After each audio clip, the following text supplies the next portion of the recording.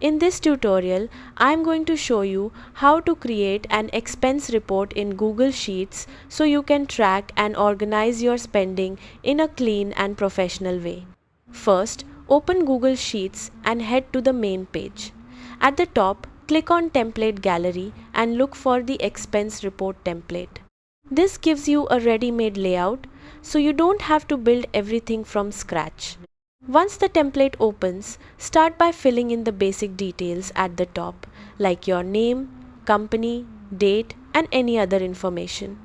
This helps keep your report organized and easy to understand. Now move to the main table where you'll enter your expenses. For each entry, add the date, category, description, and amount. Try to be clear with your descriptions so it's easy to track what each expense is for. As you continue adding your expenses, take your time and double check your entries to make sure everything is accurate. Once all your data is entered, scroll down and review the total section. This will give you a clear summary of your overall spending.